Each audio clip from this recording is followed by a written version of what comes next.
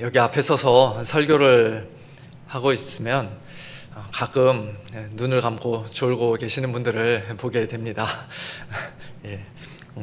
때로는 안타까운 마음이 들기도 합니다만 그렇다고 해서 그분들을 탓하거나 비난하지는 않습니다. 이 좁은 공간에 사람들이 많이 앉아 있으면 산소가 부족해 졸음이 올 수도 있고, 또 한 주간 너무 열심히 일하셔서 몸이 피곤하고 잠이 부족해 조실 수도 있으며, 또 약을 드셔서 약 기운에 취해 조실 수도 있다는 것을 제가 잘 알고 있기 때문입니다. 그런 이유들이 아니라면 아마 제가 설교를 너무 어렵고 지루하게 해서 지그시 눈을 감고 계시는 것인지도 모르겠습니다. 만약 그렇다면은 우리 성도님들께 그저 죄송할 따름입니다. 그래도 하나님의 말씀이 선포되고 또 하나님께 예배드리는 이 자리에 나오신 우리 성도님 한 분 한 분이 얼마나 귀한지 모르겠습니다. 그런데 오늘은 다른 때와 달리 마음 편히, 다른 때도 뭐 마음 편히는 아니겠지만 조시는 것이 좀 쉽지 않을 것 같다는 생각이 듭니다. 왜냐하면 오늘 본문에서 반복되는 말씀, 깨어 있으라는 명령을 제가 설교 중간중간 여러 번 할 것이기 때문입니다. 깨어 있으라는 말씀이 33절, 34절, 35절, 그리고 37절까지 무려 4번이나 반복되는데요. 깨어 있으라는 말씀이 들리면 깜빡 졸고 있다가도 그냥 자동으로 눈이 번쩍 떠지실 것 같아요. 물론 예수님이 말씀하신 이 깨어 있으라는 명령은 단순히 예배 시간에 깨어 있으라는 그런 뜻은 아니지요. 이 세상 마지막 날 다시 오실 예수님을 간절히 기다리며 사모하는 가운데 그날을 미리 준비하면서 영적으로 깨어 있으라는 말씀입니다. 그런데 우리가 눈여겨볼 것은 이 깨어 있으라는 명령이 33절부터 처음 등장하기 시작한다는 사실입니다. 즉 지난 시간까지 우리가 살펴본 AD 70년 예루살렘의 멸망과 성전 파괴와 관련된 말씀에는 깨어 있으라는 명령이 단 한 번도 없었습니다. 그때 주님은 너희를 미혹하려는 사람들이 많을 것이니 함부로 믿지 마라. 조심하고 주의하고 삼가라. 기근과 지진 같은 재난이 일어나도 아직은 끝이 아니니 두려워하지 마라. 사람들이 너희를 미워하고 박해해도 염려하지 말고 끝까지 견디며 만민에게 복음을 전파하라 말씀하셨지만 깨어있으라는 말씀은 하지 않으셨습니다. 또한 임박한 멸망을 알리는 징조, 곧 멸망에 가증한 것이 서지 못할 곳에 서는 것, 누가복음에 의하면 예루살렘이 군대들에게 에워싸이는 것을 보거든 유대에 있는 자들은 집에 들어가 물건 챙길 생각하지 말고 뒤돌아보지도 말고 즉시 산으로 도망하라고, 또 그 일이 겨울에 일어나지 않도록 기도하라고 명령하셨지만 거기서도 역시 깨어있으라는 명령은 하지 않으셨습니다. 오늘 본문 28절과 29절에서도 무화과 나무의 비유를 배우라고 하시며 그 가지가 연하여지고 잎사귀를 내면 여름이 가까운 줄 누구나 쉽게 알 수 있는 것처럼 이런 일들이 일어나는 것을 보거든, 즉 앞서 말씀하신 그 모든 징조가 일어나는 것을 보거든 인자가 가까이 곧 문 앞에 이른 줄 알라고 말씀하셨습니다. 가까이 이르다라는 이 동사의 주어가 그가 될 수도 있고 그것이 될 수도 있는데요, 우리말 성경은 곧 인자라고 해석해서 번역했지만 어떤 영어 성경들은 그것, 곧 예루살렘의 멸망을 주어로 삼아 번역을 했습니다. 어쨌든 여기서도 역시 깨어있으라는 명령은 하지 않으셨습니다. 그러다가 드디어 33절부터 깨어있으라는 말씀이 연달아 4번이나 등장하는 것이에요. 그 결정적인 분기점이 바로 32절입니다. 그러나 그 날과 그때는 아무도 모르나니 하늘에 있는 천사들도 아들도 모르고 아버지만 아시느니라. 그러나라는 이 접속사는 굉장히 강한 반전을 나타내는 단어입니다. 지금까지는 예루살렘 성전 파괴와 멸망에 대해 예수님께서 아주 길게 말씀하셨지만 이제 32절부터는 주제가 바뀌어 이 세상 마지막 날 곧 예수님의 재림에 대해 말씀하시는 것으로 우리가 이해해야 한다는 것입니다. 신약 성경에서 그날이라는 표현은 대개 종말, 심판, 또 예수님 재림의 날을 가리키는 관용적인 표현입니다. 우리말 성경에서는 그 구분이 잘 드러나지 않지만 원어 성경이나 영어 성경들을 보면 분명히 드러납니다. 예루살렘의 멸망과 관련된 사건들은 앞에 17절, 19절, 20절 또 24절에서 모두 날들이라고 복수로 기록되어 있는데요. 그것은 AD 60년대 중후반부터 70년까지의 그 몇 년에 걸친 사건이기 때문입니다. 그러나 예수님의 재림은 단수인 그날로 표현되고 있습니다. 단 하루, 이 세상이 종말을 맞이하는 그 마지막 날, 결정적인 날이라는 것입니다. 그런데 그 날과 그때는 아무도 모른다. 천사들도 아들도 모르고 오직 아버지만 아신다고 예수님께서 말씀하신 것이에요. 이것은 예수님께서 자신이 하나님의 아들이심을 선포하는, 예수님의 신성을 분명히 선포하는 그런 말씀인 동시에 인성으로는 하나님의 계시에 겸손히 의지하는 참 사람으로서 예수님도 모르시는 것이 있다고 그렇게 고백하는 말씀입니다. 재림의 날과 시간은 오직 하나님께만, 아버지께만 속한 비밀입니다. 그러므로 누군가가 예수님이 몇 년, 몇 월, 며칠에 오실 것이다, 미리 준비하고 있어라, 그렇게 말한다면 그 사람은 자기 자신을 예수님보다도 더 높은 위치에 두는 신성 모독의 죄를 범하는 자요, 명백한 이단입니다. 우리는 그런 사람들의 말에 절대로 미혹되어서는 안 됩니다. 사실 예수님은 예루살렘의 멸망과 관련해서는 많은 것들을 미리 알고 계셨습니다.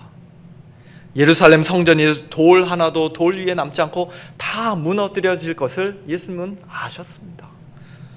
그 일이 어느 때에 있겠으며 무슨 징조가 있겠습니까? 라고 묻는 제자들에게 예수님은 매우 구체적으로 대답해 주셨습니다. 너희들도 그 결정적인 징조를 보거든 즉시 산으로 도망하라. 이 모든 일이 일어나는 것을 보거든 인자가 또는 예루살렘의 멸망이 가까운 줄 알라. 그렇게 말씀하셨습니다. 오늘 본문 30절에서도 예수님은 분명하게 말씀하십니다. 내가 진실로 너희에게 말하노니 이 세대가 지나가기 전에 이 일이 다 일어나리라. 예수님께서 예루살렘 멸망과 관련하여 말씀하신 모든 일은 실제로 한 세대가 지나가기 전에, 즉 예수님 당시 살아있던 사람들이 아직 많이 생존해 있는 그 동안에 모두 성취되었습니다. 그 앞에 구절들을 이제 재림과 관련해서 연결하면 여기서 세대라는 말을 또 다르게 해석을 해야 되는데요. 뭐 살아있는 모든 인류들 또는 뭐 유대인들 이렇게 복잡하게 해석을 해야 됩니다만, 그러나 앞에서 예수님께서 예루살렘의 멸망에 관해서 말씀하신 것이다라고 우리가 이해한다면 이 세대는 말 그대로 세대입니다. 예수님께서 살아계시던 그 시대 세대가 다 지나가기 전에 그 모든 일들이 다 일어나게 되는 것입니다. 또 31절에서 예수님은 이렇게 말씀하십니다. 천지는 없어지겠으나 내 말은 없어지지 아니하리라. 이 말씀은 천지가 앞으로 없어지게 될 것이라는 그 예언을 하신 것이 아니라 설령 천지가 없어진다 할지라도 내가 한 말은 반드시 이루어진다는 의미입니다.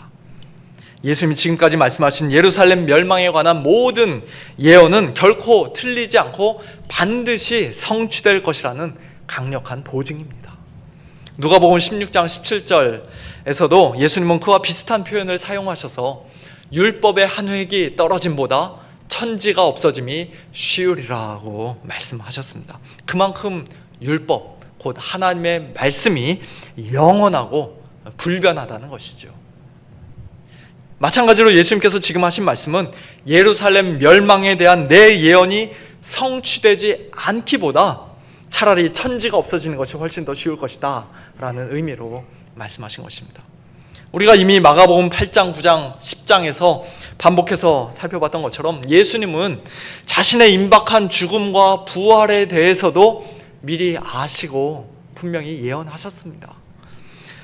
가룟 유다가 예수님을 팔 것을 미리 아셨고, 베드로가 예수님을 3번이나 모른다고 부인할 것도 아셨으며, 제자들이 예수님을 버리고 다 도망할 것도 미리 아셨습니다.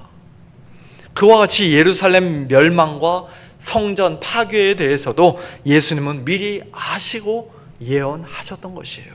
그리고 그 말씀은 단 한 치의 오차도 없이 역사 속에서 정확하게 성취되었습니다. 그러나 그 날과 그 때에 대해서는, 즉 이 세상 마지막 날, 예수님 재림의 날에 대해서는 예수님도 그 때가 언제인지 모른다고 분명히 말씀하십니다. 오늘 본문 32절 이하에는 모른다는 표현이 여러 번 반복되고 있습니다. 그 날과 그 때는 아무도 모른다. 하늘에 있는 천사들도 아들도 모른다. 그때가 언제인지 알지 못한다. 집주인이 언제 오는지 너희가 알지 못한다. 예수님께서 모른다고 하셨으니 우리는 당연히 더더욱 모릅니다. 예수님은 또한 그 날이 오기 직전에 나타날 어떤 특별한 징조나 결정적인 징조도 제자들에게 가르쳐주지 않으셨습니다. 예루살렘 성전의 파괴와 멸망과 관련해서는 멸망에 가증한 것이 서지 못하는 곳에 서는 것이라는 결정적인 징조를 제자들에게 미리 알려주셔서 그 징조를 보거든 산으로 도망하라고 그렇게 말씀하셨지만, 예수님의 재림의 날과 관련해서는 아무런 징조를 말씀하지 않으셨습니다. 마태복음을 보면 예수님께서 재림하시는 그날은 마치 노아의 때와 같을 것이라고 말씀하십니다. 사람들이 먹고 마시고 장가들고 시집가는 아주 평범한 일상의 한가운데 갑자기 그 날이 임한다는 것입니다. 그렇기 때문에 깨어 있으라고 말씀하시는 것이에요.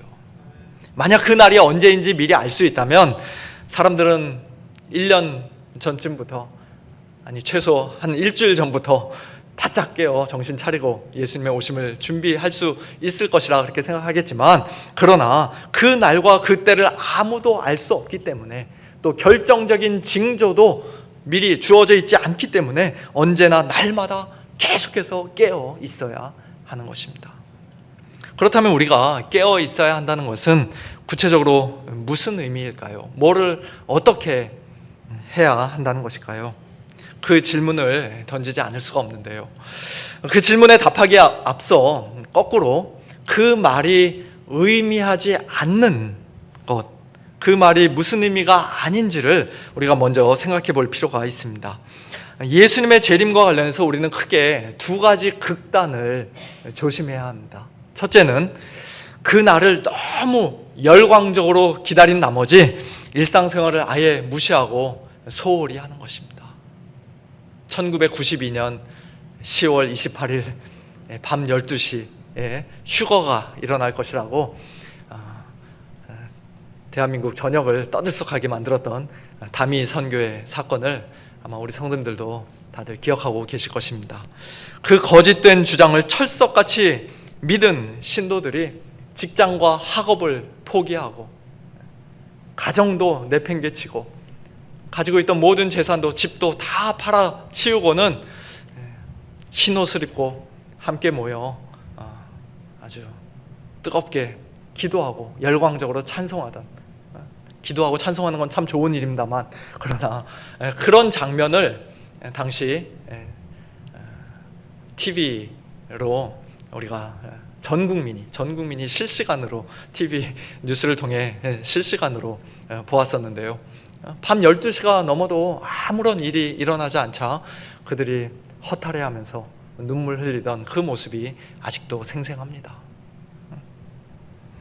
물론 우리 성도들은 이 땅에서 하나님 나라의 백성으로서, 천국 시민으로서 이 세상이나 이 세상에 있는 것들을 사랑하지 말고 땅의 것을 추구하지 말고 위의 것을 찾으며 마라나타 주 예수여 오시옵소서 재림의 소망 가지고 살아야 합니다만, 그러나 동시에 하나님께서 허락하신 일상생활과 또 하나님께서 맡겨주신 사회적인 책임, 우리 각자의 그 책임을 저버리면서까지 재림에 지나치게 몰두하는 것은 결코 바람직한 신앙이라고 할 수 없습니다. 두 번째는 정반대의 극단입니다. 예수님의 재림에 대해 아예 무관심하거나 심지어 비웃는 태도입니다. 베드로 후서 3장에는 말세에 조롱하는 자들이 와서 자기의 정욕을 따라 행하며 주께서 강림하신다는 약속이 어디에 있느냐? 조상들이 잔 후로부터 만물이 처음 창조될 때와 같이 그냥 있다. 그런 식으로 조롱할 것이라고 기록되어 있습니다. 예수님이 지난 2000년이 지나도록 안 오셨는데 설마 내가 살아있는 동안에 오시겠는가?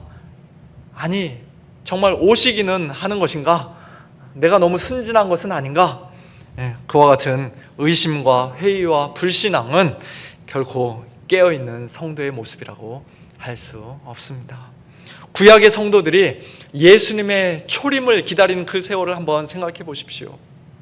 하나님께서 아브라함에게 주셨던 약속, 너의 후손으로 말미암아 천하 만민이 복을 받을 것이라는 그 약속이 성취되기까지 거의 2000년의 세월이 흘렀습니다. 더 멀리 올라가면 에덴 동산에서 범죄한 아담과 하와에게 하나님께서 여자의 후손이 뱀의 머리를 상하게 할 것이다 라는 그 약속, 창세기 3장 15절에 그 첫 번째 복음이 성취되기까지는 훨씬 더 긴 세월이 지났습니다. 그러므로 우리가 지금 예수님의 재림을 기다리는 것은 구약의 성도들이 예수님의 초림을 기다렸던 그 시간에 비하면 사실 그렇게 오랜 세월이 흐른 것도 아닙니다. 오늘 밤이든 10년 뒤든 100년 뒤든, 아니 1000년 뒤든, 그때가 언제인지 우리가 정확히 알 수 없지만 우리 주님께서는 반드시 오실 것이며 속히 오실 것입니다. 그렇다면 우리가 깨어 있어야 한다는 것은 구체적으로 무엇을 의미할까요? 오늘 본문 34절 이하에서 예수님은 자기 집을 비우고 타국으로 멀리 떠나는 집주인의 비유를 말씀하십니다. 주인은 떠나면서 종들에게 권한을 주어 각각 맡은 일을 하게 하고 문지기에게는 특별히 깨어 있으라고 명령을 내렸는데요. 그러므로 깨어 있으라. 집주인이 언제 오는지, 혹 저물 때일는지, 밤중일는지, 다굴 때일는지, 새벽일는지 너희가 알지 못함이라. 그가 호련히 와서 너희가 자는 것을 보지 않도록 하라고 예수님 말씀하십니다. 여기서 말하는 저물 때, 밤중, 다굴 때, 그리고 새벽은 로마식 시간 구분으로 오후 6시부터 다음날 새벽 6시까지를 4구간으로 나눈 것입니다. 3시간씩 쪼개면은 그렇게 4수로 나눌 수 있습니다. 즉 주님께서는 말 그대로 어느 때든 언제라도 갑작스럽게 오실 수 있다는 뜻이죠. 이 비유의 요점은 분명합니다. 종들도 문지기도 모두 깨어 있어야 한다는 것입니다. 집의 안전을 지키고 도둑이 들지 않도록 지키고 또 주인이 오는 것을 잘 살펴야 하는 문지기만이 아니라 종들도 각자 맡은 일을 성실히 하는 가운데 깨어 있어야 합니다. 물론 종들은 피곤하여 한밤중에 잠시 잠들 수도 있을 것입니다. 그러나 문지기가 불침범을 서며 잠을 자지 않고 깨어 있다가 주인의 도착을 가장 먼저 알아차리고 다른 종들을 깨우면 그들도 즉시 일어나 주인을 맞이해야 합니다. 그런 면에서 볼 때 종들이 모든 성도들을 가리키는 말이라고 한다면 문지기는 특별히 교회의 지도자들, 목회자나 장로들을 가리키는 말이라고 우리가 적용해 볼 수 있을 것입니다. 예수님께서 그것을 의도하고 말씀하셨는지는 모르겠지만 우리에게는 그렇게 적용해 볼 수 있을 것입니다.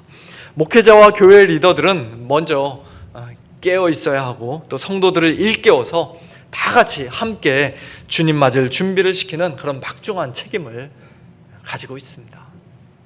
그러므로 이 말씀은 우리가 깨어 있는다는 것이 단순히 개인적인 경건의 차원에서 끝나는 것이 아니라 교회 공동체 전체가 함께 순종해야 하는 그런 주님의 명령임을 우리에게 가르쳐주고 있습니다. 그래서 예수님께서는 마지막 37절에서 깨어 있으라. 내가 너희에게 하는 이 말은 문지기에게만 하는 것이 아니라 모든 사람에게 하는 말이라고 그렇게 말씀하신 것입니다. 이 명령은 예수님께 처음 질문했던 네 제자들에게만 또는 12 제자들에게만 해당되는 것이 아니라 예수님을 믿는 모든 성도에게, 곧 저와 여러분 모두에게 주신 말씀입니다. 마가복음 13장과 동일한 내용을 기록하고 있는 누가복음 21장 말씀을 통해 우리는 깨어 있는다는 것이 구체적으로 무엇을 의미하는지 좀 더 분명하게 들을 수 있습니다. 거기서 예수님은 이렇게 말씀하십니다. 너희는 스스로 조심하라. 그렇지 않으면 방탕함과 술 취함과 생활의 염려로 마음이 둔하여지고 뜻밖의 그날이 덫과 같이 너희에게 임하리라. 이 날은 온 지구상에 거하는 모든 사람에게 임하리라. 이러므로 너희는 장차 올 이 모든 일을 능히 피하고 인자 앞에 서도록 항상 기도하며 깨어 있으라 하시니라. 예수님의 말씀에 의하면 깨어 있는다는 것은 방탕함과 술 취함과 생활의 염려로 우리 마음이 둔하여지지 않도록 스스로 조심하는 것입니다. 그리고 그 길은 바로 항상 기도하는 것입니다. 예수님의 재림의 날이 덫과 같이 갑자기 임하지 않도록, 또 마지막 날 주님 앞에 담대히 설 수 있도록 우리는 항상 기도하며 깨어 있어야 합니다.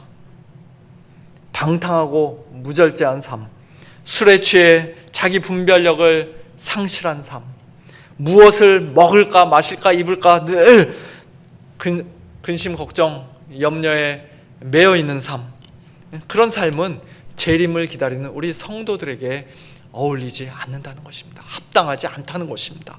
우리에게는 눈에 보이는 이 세상이 전부가 아니며 이 세상이 영원한 것도 아닙니다. 그러므로 성도는 언제나 기도하며 깨어 있어야 합니다. 항상 기도하는 성도는 이 음란하고 죄 많은 세상에서 쉽게 방탕함에 빠지지 않을 것입니다. 우리의 정신을 마비시키고 분별력을 빼앗아가는 술이나 중독에 비참한 노예가 되지 않을 것입니다. 기도하는 성도는 신실한 하나님 아버지를 굳게 신뢰하기에 힘들고 고달프고 궁핍한 중에도 생활의 염려에 완전히 얽매이지 않을 것입니다. 너희 염려를 다 주께 맡기라. 이는 그가 너희를 돌보심이라 하는 베드로전서 5장 말씀처럼 모든 염려를 주님께 맡겨드리고 오히려 하나님의 나라와 그의 의를 먼저 구하는 가장 복된 삶을 살게 될 것입니다. 또한 빌립보서 4장 말씀과 같이 모든 지각에 뛰어난 하나님의 평강이 그리스도 예수 안에서 우리의 마음과 생각을 지키시는 것을 생생하게 경험하며 살 수 있게 될 것입니다. 누가 그렇게 살 수 있습니까? 기도하는 자들, 항상 기도하며 깨어있는 성도들입니다. 아무것도 염려하지 말고 모든 일에 기도와 간구로 우리의 구할 것을 감사함으로 하나님께 아뢰는 성도들입니다. 이처럼 늘 깨어 하나님의 은혜의 보좌 앞에 항상 기도로 가까이 나아가는 성도들은 방탕함과 술 취함과 생활의 염려로 인해 그 마음이 둔해지지 않을 뿐만 아니라 장차 예수님 재림의 날 이 땅에 심판주로 오실 인자 앞에도 기쁨과 담대함으로 서게 될 줄로 믿습니다. 마지막으로 마가복음 13장과 동일한 내용을 기록하고 있는 마태복음 24장 역시도 깨어있으라는 예수님의 명령으로 마무리됩니다. 그리고 이어지는 마태복음 25장에서 예수님께서는 세 가지 비유를 통해 깨어있는다는 것이 구체적으로 무엇을 의미하는지 우리에게 가르쳐 주십니다. 첫 번째는 열처녀의 비유로서 한밤중에 신랑을 맞으러 나간 10명 중 슬기로운 5처녀는 기름을 충분히 준비하여 신랑을 기쁘게 맞이했지만 미련한 5처녀는 등만 있고 기름이 없어 결국 혼인잔치에 들어가지 못했습니다. 두 번째는 달란트 비유로서 타국에 가는 주인에게 5달란트와 2달란트를 받은 종들은 즉시 장사하여 각각 2배의 달란트를 남겼기에 마지막 결산의 날 착하고 충성스러운 종이라 주인에게 칭찬을 받았지만 주인에게 받았던 한 달란트를 그저 땅에 묻어두었던 종은 악하고 게으른 종이라 책망을 들으며 바깥 어두운 데로 쫓겨났습니다. 세 번째는 양과 염소의 비유로서 마지막 날 예수님께서 모든 사람을 심판하실 때 한쪽은 양, 한쪽은 염소로 모으시고 주님의 형제 중 지극히 작은 자 하나에게 사랑과 섬김을 베푼 자들은 하나님의 나라를 상속받고 영생을 누리게 되지만 그렇지 않은 자들은, 염소와 같은 자들은 영원한 지옥불에 들어가게 됩니다. 이 세 가지 비유에는 하나의 공통점이 있죠.